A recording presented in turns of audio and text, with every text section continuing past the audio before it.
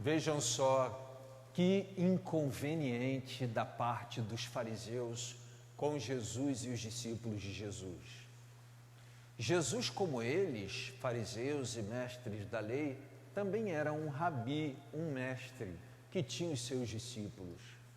Então, da parte dos fariseus e dos escribas, deveria haver apenas, se não admiração, pelo menos respeito e reconhecimento de que Jesus era um mestre.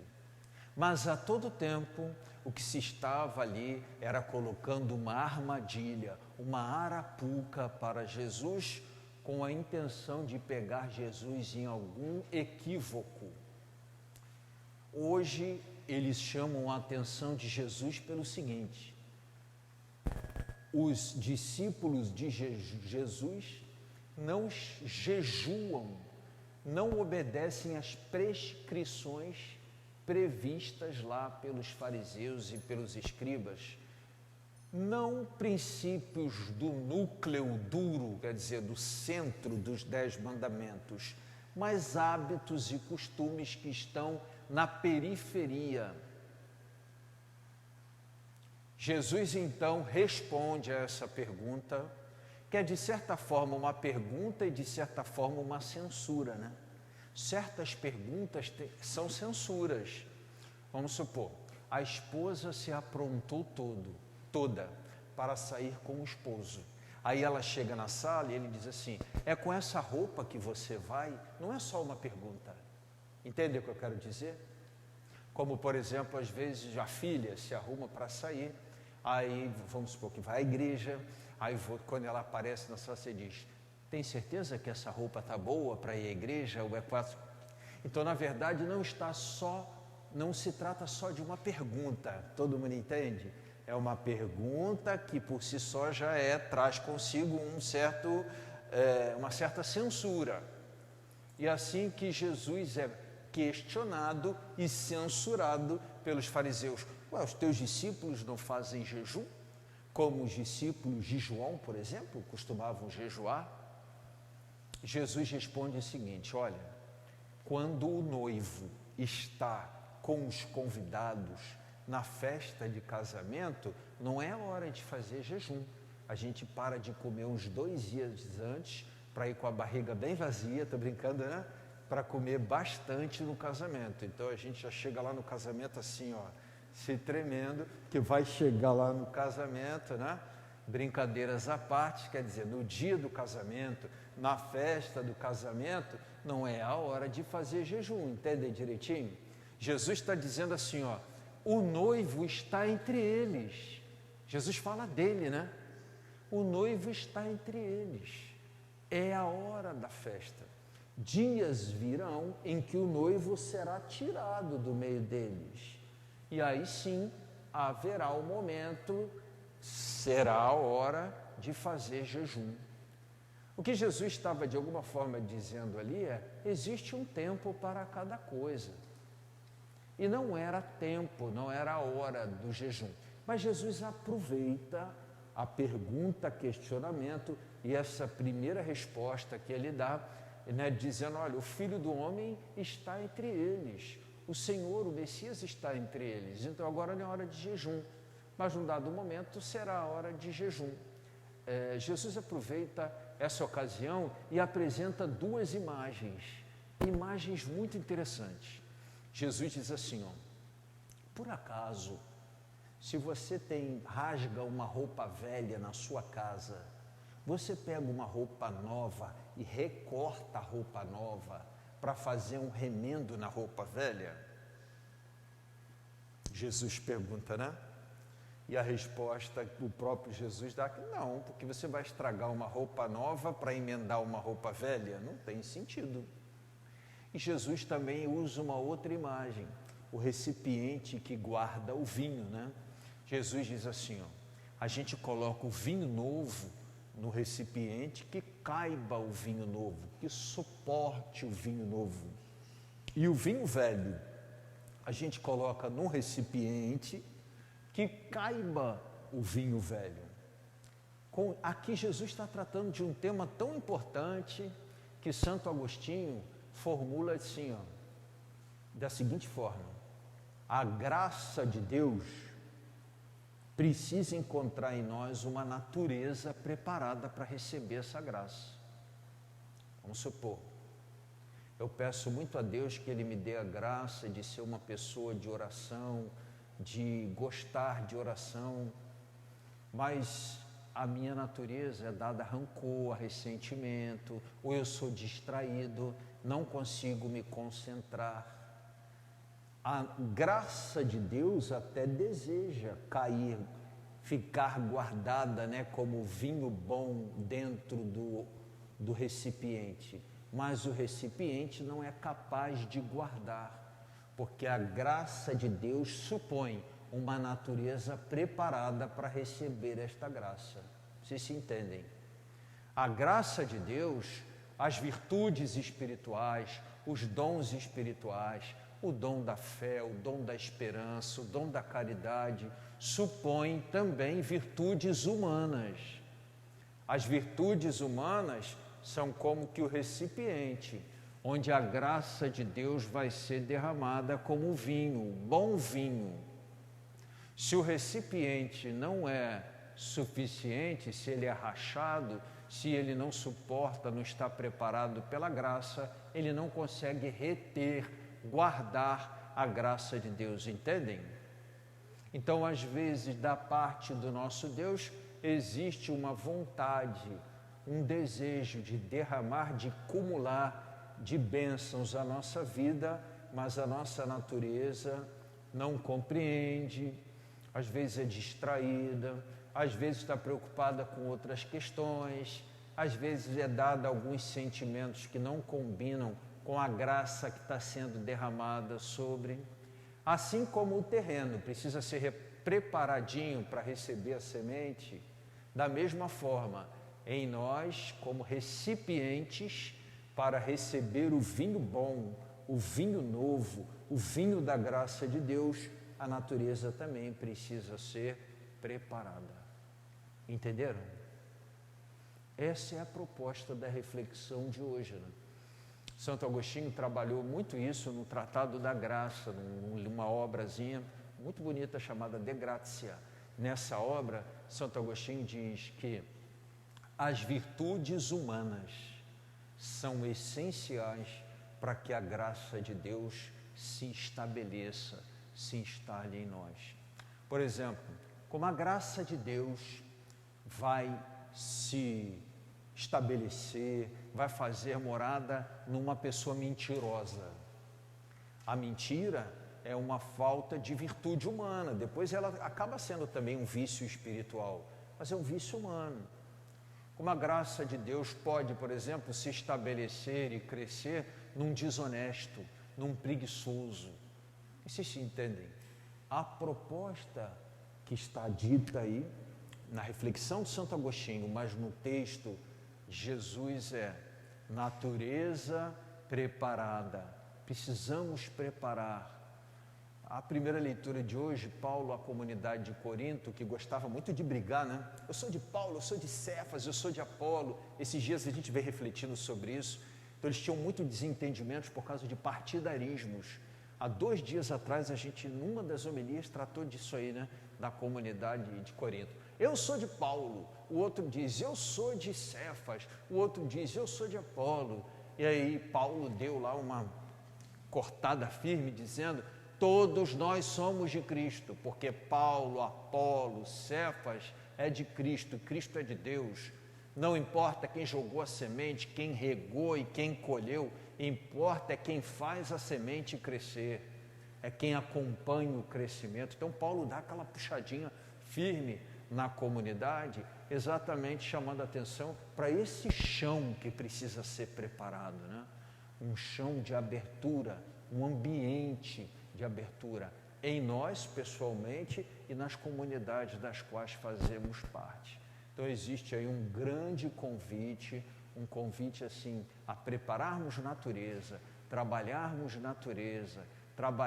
virtudes para que a graça de Deus seja assim, seja permeável, É que a minha natureza seja permeável. Não é como aquele solo que a água bate, ela fica empoçada, mas não entra. Não, é permeável. A natureza de Deus, como a água no solo, ela bate, e a graça de Deus, ela bate e ela consegue penetrar, porque o solo é permeável, é aberto, escuta, acolhe, deixa acontecer. São virtudes humanas que nos preparam para a experiência da graça de Deus. Nós estamos fazendo uma caminhadinha com o livro do Deuteronômio, eu não quero me estender hoje, porque senão a gente vai cansar muito. Nós estamos estudando a primeira parte, o primeiro discurso de Moisés no livro do Deuteronômio. Ontem nós estudamos o capítulo 1 e eu disse para vocês que o capítulo 2 e 3, eles caminham muito na lógica do capítulo 1. Primeiro, não sei se todo mundo aqui tem acompanhado, se teve a oportunidade de acompanhar em casa, o mês da Bíblia, o mês de setembro que nós estamos, a igreja no Brasil está propondo que a gente estude, conheça um pouco mais de perto, aprofunde o conhecimento e colha frutos espirituais do livro do Deuteronômio. E aí eu tive a oportunidade, essa é a quarta vez, é o quarto momento que a gente tira um tempinho para falar do livro do Deuteronômio. Então eu falei um pouquinho da história do livro do Deuteronômio, dizendo que ele faz parte do primeiro grupo de livros da Bíblia, conhecido como Pentateuco. Ele é o 5º livro do grupo do Pentateuco. Ele corresponde a um discurso que Moisés faz pertinho da morte dele, quando Moisés soube, já próximo à entrada na Terra Prometida, que ele não ia entrar na Terra Prometida. Moisés caminhou por 40 anos com o povo no deserto e toda aquela turma que começou a caminhar com Moisés no deserto morreu ao longo do caminho. 40 anos era muito tempo.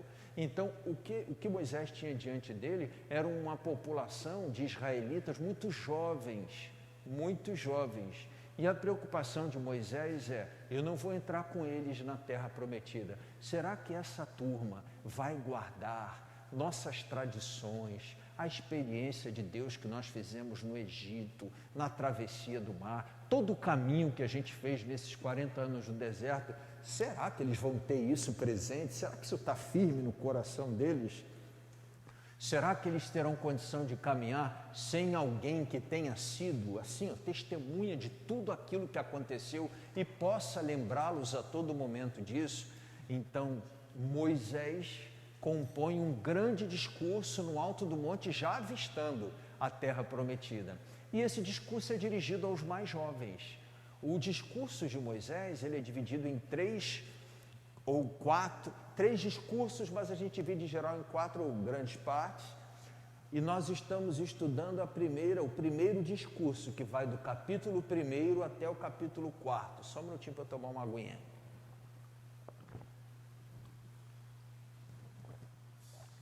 Do capítulo 1 ao capítulo 4. Esse grupo tem o nome de Devarim, que significa estas são as palavras. E ele tem um objetivo, esses 4 primeiros capítulos. Moisés senta os mais novos para dizer: vou contar para vocês como foi que tudo aconteceu. Senta a turma e no primeiro discurso de Moisés ele conta toda a história, desde a saída do Egito até aquele lugar em que eles estavam naquele momento. Então ele fez questão de recuperar passo a passo. Ontem nós vimos no primeiro capítulo, que a gente fez a leitura, como foram as primeiras conquistas, os primeiros avanços, os primeiros anos de caminhada depois que saíram do Egito. O segundo capítulo e o terceiro capítulo, eles narram basicamente 2 grandes batalhas, 2 grandes conquistas no caminho do povo de Deus, a saída do Egito até a posse da Terra Prometida. A primeira foi contra Og, que era o rei de Bazã, dominava várias cidades daquela região, e aí ali então o povo de Deus venceu e dominou Og e as cidades. Está no segundo capítulo. E o terceiro capítulo fala das batalhas empreendidas pelo povo de Deus na área dos amorreus, né? Que era Seom, o rei amorreu. Então, a primeira parte com Og em Bazã, a segunda com Seom, o rei amorreu. Isso está no 2º capítulo e no 3º capítulo. E o 4º capítulo é quando, depois de contar toda essa história, Moisés faz assim uma espécie de... Bom, contada toda essa história, eu quero que vocês guardem no coração o seguinte, entenderam? Sabe quando a gente conta uma historinha e diz assim, moral da história, não é isso? O 4º capítulo tem um pouco esse teor de, então, moral da história, em síntese, não esqueçam isto. É o 4º capítulo, é o final desse primeiro discurso. É um discurso que a gente chama de introdução histórica, recordação histórica, anamnese histórica, né?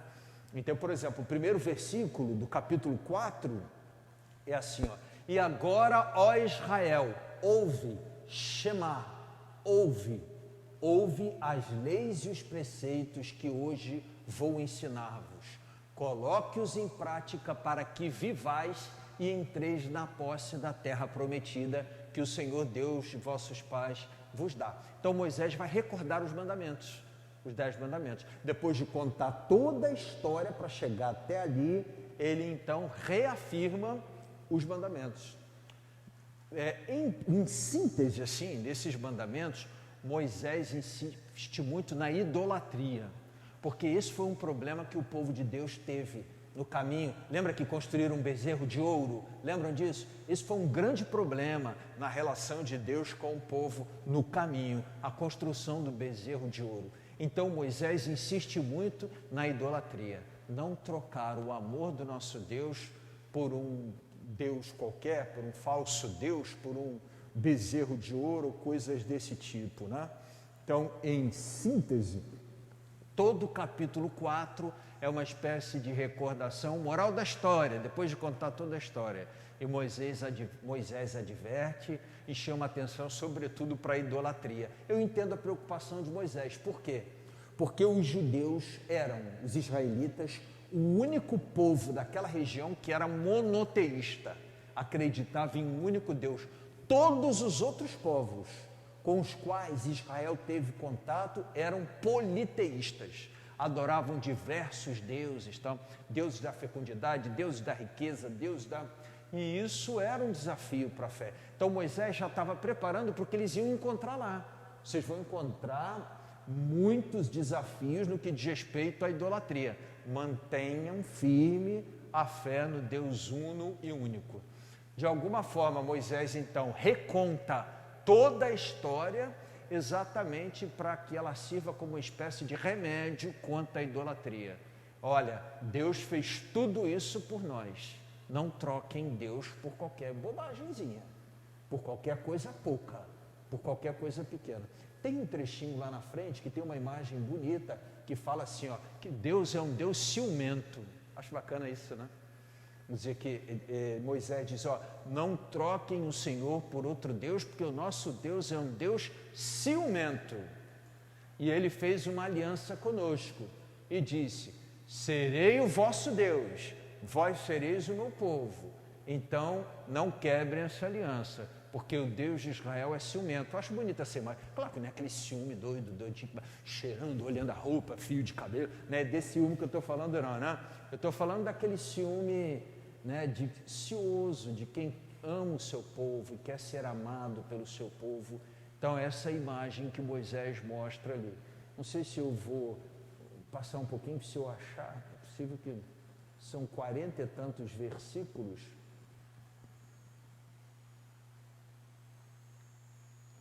No versículo 7 tem assim, haverá com efeito nação tão grande, cujos deuses estejam tão próximos de si, como está o Senhor nosso Deus próximo de nós, cada vez que o invocamos? Entenderam? Qual é a grande nação que tem mandamentos e preceitos tão justos como esta lei que vos apresento hoje? Guarda-te, pois, a ti mesmo, cuida de nunca esquecer o que viste com os teus olhos, para que isso não saia jamais do teu coração enquanto viveres. Antes, ensina isto aos teus filhos e aos teus netos. Bonito, né? Preocupação de que mais à frente, descer um pouquinho mais, 11, 12...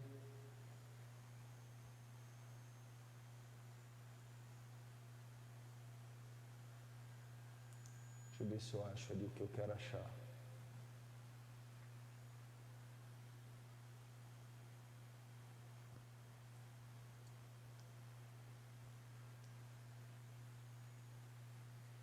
Aqui, ó, 29, versículo 29. Então procurarás o Senhor teu Deus e o encontrarás, contanto que o busques de todo o teu coração e de toda a tua alma. Acho bonito, né? Um pouco mais.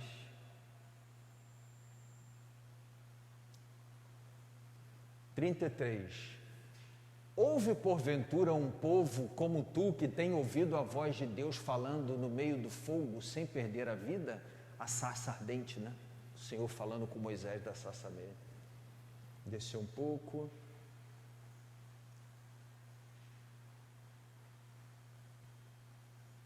Aqui, ó, 39. Sabe, pois, e grava em teu coração que o Senhor é Deus, e não há outro lá em cima no céu, nem embaixo na terra. Bonito, né? Observa as leis e seus mandamentos que hoje prescrevo, para que sejas feliz, tu e teus filhos. Isso aí.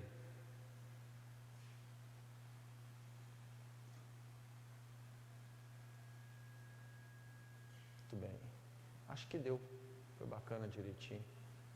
Deu para entender direitinho? Amanhã eu vou postar nos nossos grupos a leitura, a narração inteira dos 4 capítulos.